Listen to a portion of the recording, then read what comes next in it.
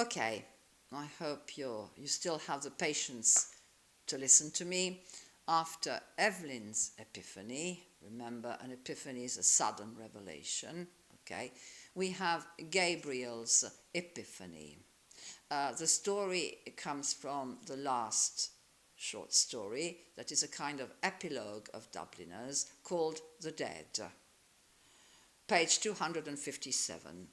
The protagonists of the story are Gabriel Conroy and Greta, his wife. The story opens with their going to the annual Christmas party, vanno alla festa di Natale, given by Julia and Kate Morgan, Gabriel's aunts, le zie di Gabriel. There is eating, drinking and merrymaking at the party, quindi si mangia, si beve, si passa un tempo piacevole alla festa, during which Gabriel meets several people, among whom a nationalistic, irritating young woman, quindi tra le persone alla festa incontra una giovane donna che lo fa arrabbiare con uno spirito nazionalista, who accuses him of being a West Briton, quindi lo accusa praticamente di sostenere l'Inghilterra. This exchange makes Gabriel unsure of himself, quindi questa cosa lo rende insicuro. From then on, da allora in poi, the evening becomes a disaster for him, quindi la sera si trasforma per lui in un disastro. He gives a well-received speech, quindi tiene comunque un discorso fatto bene, e che viene accettato bene dagli invitati, but he thinks it is a superficial triumph, pensa che sia un trionfo superficiale. Towards the end of the evening, verso la fine della serata, Greta hears a song which reminds her of a young man. Quindi Greta appunto sente una canzone, quindi la sua Epiphany, che le ricorda di un giovane, Michael Fury, who died for his love to her, che morì per amore di lei when she was 17 years old. After the party, Gabriel and his wife come back to their room in a hotel nearby, quindi ritornano alla loro stanza d'albergo. Gabriel is consumed with physical passion, quindi consumato dalla passione fisica, while his wife is far away from him, mentre la moglie mentalmente è molto lontana da lui, since she is thinking about that song, dato che pensa a quella canzone and that young man, e a quel giovane che è morto per lei. She then falls asleep, poi si addormenta, and Gabriel watches her with affectionate pity, quindi la guarda con una pietà affettuosa. She was fast asleep, si era addormentata profondamente. Gabriel, leaning on his elbow, quindi appoggiato sul gomito, looked for a few moments unresentful, quindi per un momento sembrava che non si risentisse di nulla, and her tangled hair and half-open mouth, quindi guardò i suoi capelli in disordine, la sua bocca aperta, listening to her deep-drawn breath, ascoltando il suo profondo respiro. So she had that romance, quindi aveva avuto quella storia d'amore in her life. A man had died for her sake, un uomo era morto per lei. It hardly pained him now, quasi non gli faceva pena ormai, non gli provocava nessun dolore, to think how poor a part he, di pensare come quanto povera una parte lui, he, her husband, suo marito, had played, avesse avuto in her life. He watched her while she slept, la guardava dormire, as though he and she had never lived together, come se lui e lei non avessero mai vissuto insieme, as man and wife, come marito e moglie.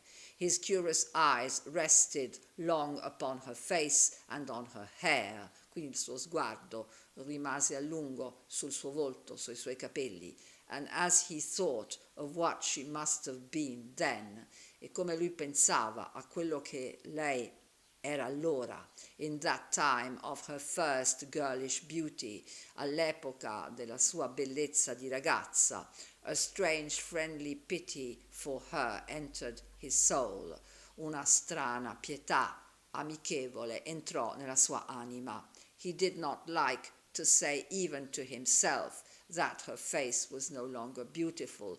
Non amava nemmeno confessarsi a se stesso che il suo volto, che il volto di sua moglie non era più bello, but he knew that it was no longer the face for which Michael Fury had braved death, ma sapeva che non era più quel volto per il quale Michael Fury aveva sfidato la morte. Perhaps she had not told him all the story. Forse non gli aveva raccontato tutta la storia. His eyes moved to the chair over which she had thrown some of her clothes, quindi il suo sguardo si spostò sulla sedia dove lei aveva buttato alcuni dei suoi vestiti. A petticoat string dangled to the floor, quindi il laccio di una sottoveste si penzolava verso terra. One boot stood upright, uno stivale che stava su. The fellow of it lay upon its side, quindi l'altro stivale invece è orizzontale a fianco di quello che sta su. He wondered all his riot of emotions. Quindi lui si poneva delle domande di tutto il suo tumulto di emozioni of an hour before, di un'ora prima.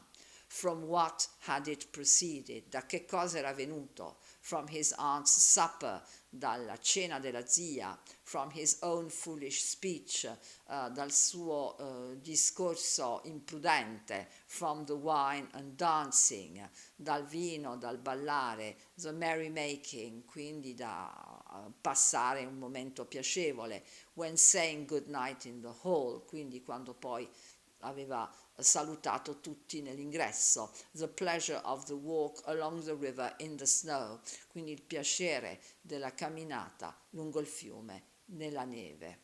The snow is a symbolical element. It symbolizes paralysis. La neve è un elemento simbolico, è il simbolo della paralisi, perché chiaramente se la città è sotto la neve, tutto è paralizzato, si muove molto più lentamente comunque. Poor Aunt Julia, she too would soon be a shade, anche lei sarebbe diventata un'ombra, with the shade of Patrick Morcan and his horse, come la stessa ombra di Patrick Morcan e il suo cavallo. He had caught that haggard look upon her face for a moment. Aveva captato quello sguardo stanco sul suo volto per un momento, when she was singing Arrayed for the Bridal. Soon perhaps he would be sitting in the same drawing room, quindi si proietta nel futuro. Presto lui sarebbe seduto nello stesso salone, dressed in black, vestito di nero, his silk hat on his knees, il suo cappello di seta sulle ginocchia.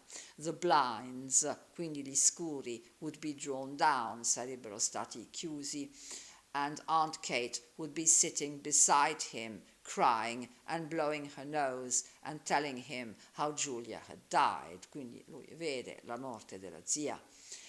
He would cast about in his mind for some words, avrebbe cercato nella sua mente alcune parole that might console her, che potevano consolarla, and would find only lame and useless ones, e avrebbe trovato soltanto delle parole inadeguate e inutili. Yes, yes, that would happen very soon. La cosa lui prevedeva che sarebbe successa molto presto. The air of the room chilled his shoulders, quindi l'aria nella stanza gli fece freddo alle spalle. He stretched himself cautiously, praticamente si stiracchiò con attenzione along under the sheets, sotto le lenzuola, and lay down beside his wife. One by one they were all becoming shades. Tutti diventavano ombre una alla volta. Better pass boldly into that other world. Meglio praticamente passare in modo fiero all'altro mondo, in the full glory of some passion, nella piena gloria di qualche passione, than fade and wither dismally with age, piuttosto che sbiadire e avvizzire in modo triste con l'età. He thought of how she, who lay beside him, had locked in her heart for so many years that image of her lover's eyes, quindi pensa alla moglie che aveva rinchiuso nel suo cuore l'immagine degli occhi dell'amante, when she had told her that he did not wish to live, quando lui le aveva detto che non voleva vivere senza di lei. Generous tears filled Gabriel's eyes. He had never felt like that himself towards any woman. Non si era mai sentito così verso nessuna donna. But he knew that such a feeling must be love. The tears gathered more thickly in his eyes, quindi le lacrime quindi gli vengono agli occhi, and in the partial darkness he imagined he saw the form of a young man, e nella semioscurità immaginava di vedere la forma di un giovane uomo standing under a dripping tree, sarebbe che stava in piedi sotto all'albero bagnato che sgocciolava. Other forms were near, vedeva anche delle altre forme vicine. His soul had approached that region where dwell the vast hosts of the dead. La sua anima si era avvicinata alla regione dove dimorano gli osti dei morti. He was conscious of, but could not apprehend, their wayward and flickering existence. N'era cosciente ma non poteva vedere la loro esistenza vacillante. His own identity was fading out into a grey, impalpable world, quindi la sua identità si stava sbiadendo in un mondo grigio impalpabile. The solid world itself, il mondo concreto se stesso, which these dead had one time reared, questo mondo che questi morti una volta avevano portato avanti, and lived in cui erano vissuti, was dissolving and dwindling, quindi si stava dissolvendo e stava svanendo. A few light taps upon the pane, dei rumori leggeri sul vetro, made him turn to the window, lo fecero girare verso la finestra. It had begun to snow again. He watched sleepily the flakes, guardò in modo assonnato i fiocchi di neve, silver and dark, argentati e scuri, falling obliquely against the lamplight, che cadevano in modo obliquo contro la luce della strada. The time had come for him to set out on his journey westward, quindi il tempo era venuto di iniziare il suo viaggio verso ovest. Yes, the newspapers were right, i giornali avevano ragione. Snow was general all over Ireland, c'era la neve su tutta l'Irlanda. It was falling on every part of the dark central plain, on the treeless hills, falling softly upon the bog of Allen, quindi cadevano dappertutto, anche nella zona paludosa, and farther westward, softly falling into the dark, mutinous Shannon, cadevano anche nel fiume Shannon, waves. It was falling too upon every part of the lonely churchyard, cadeva la neve anche sul cimitero, on the hill, where Michael Fury lay buried, dove era seppellito Michael Fury. It lay thickly drifted on the crooked crosses and headstones, quindi cadeva sulle croci storte e sulle lapide, on the spears of the little gate, quindi sul piccolo cancello, on the barren thorns, sulle spine aride. His soul swooned slowly, la sua anima svenne lentamente, as he heard the snow falling faintly, come lui sentiva la neve cadere silenziosamente, through the universe, nell'universo, and faintly falling, like the descent of their last end, e cadeva in silenzio come la discesa della loro fine, upon all the living and the dead.